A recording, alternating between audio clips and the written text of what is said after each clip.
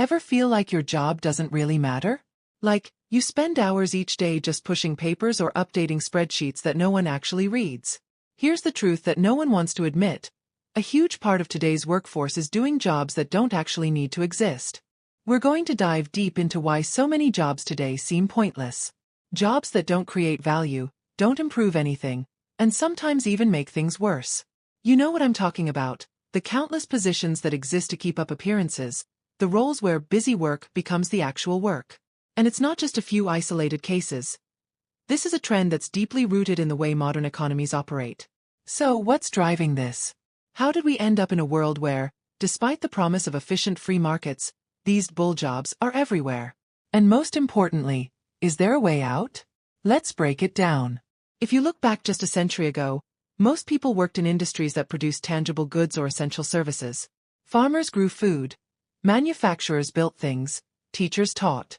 These jobs had clear, visible outcomes. Fast forward to today, and nearly 80% of jobs fall into the service sector, which includes everything from customer support to corporate law to middle management. Now, this might not seem like a bad thing. After all, many service jobs deliver real value. Your morning coffee, healthcare, and even customer support that fixes real issues. But here's where it gets tricky. Not all service jobs are actually valuable. Some exist purely because of organizational bloat, bureaucratic nonsense, or, in some cases, to make certain managers or companies look more important. They're jobs that don't contribute much, if anything, to the economy or society. And they're everywhere. Let's talk about why these jobs exist. This isn't just an accident of the modern economy.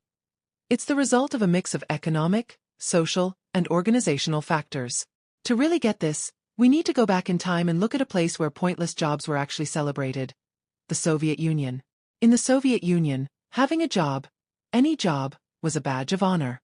People believed in noble labor, so much so that even when there wasn't meaningful work to go around, everyone still needed a task. So, factory managers would hire way more people than necessary just to ensure full employment. It didn't matter if some people were just counting nuts and bolts all day. The important thing was that they had a job, and that everyone was busy. Now, you might be thinking, okay, but that was Soviet communism. We live in a capitalist society. We're better than that. Well, in theory, capitalism should prevent this.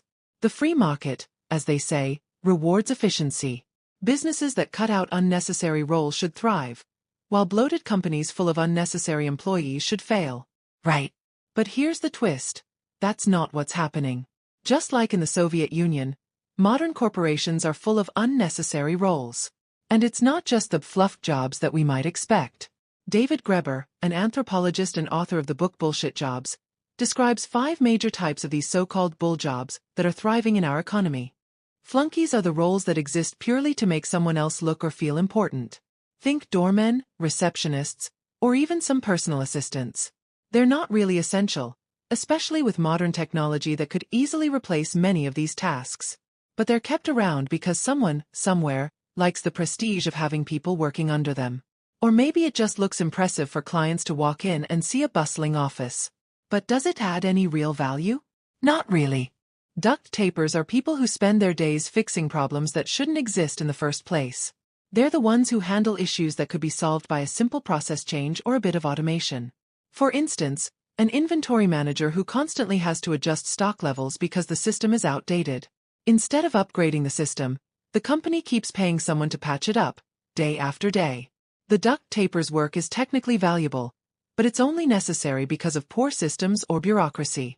These are the employees who spend their days checking boxes, creating reports no one reads, or making sure the company meets arbitrary standards. Think of them as the legitimizers.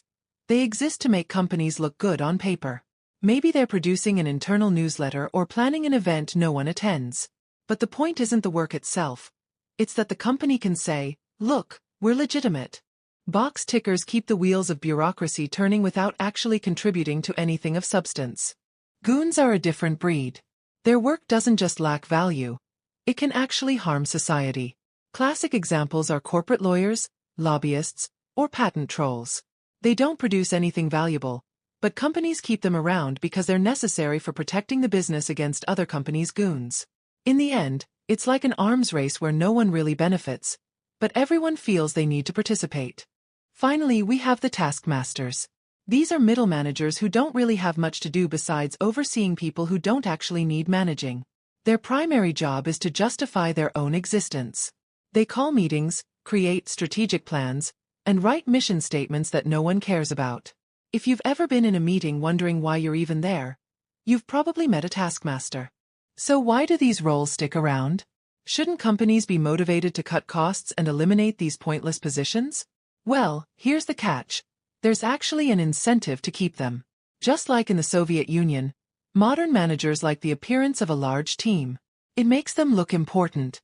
And for executives, having layers of hierarchy can make a company look more impressive to clients or investors. On top of that, there's this unspoken pressure to fill a 40-hour workweek, even if there isn't enough work to go around. So instead of letting employees go home once they've finished their tasks, companies create extra busy work to keep everyone occupied. And let's not forget the bureaucratic red tape. Regulations and policies require entire teams to handle compliance, certifications, and all sorts of paperwork.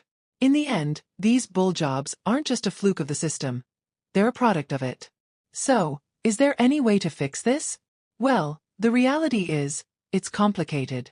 On a large scale, changing this would mean rethinking our entire approach to work. For example, we could start by questioning the need for a 40-hour workweek. Maybe it's okay to work fewer hours if your job is done. And as individuals, the best we can do is work on things that genuinely matter to us. Maybe even build a side hustle that doesn't rely on pointless tasks. But at the end of the day, as long as companies and society prioritize appearances over real productivity, these bull jobs will keep thriving. Maybe the key isn't to eliminate them entirely but to understand why they exist and look for opportunities to focus on meaningful work.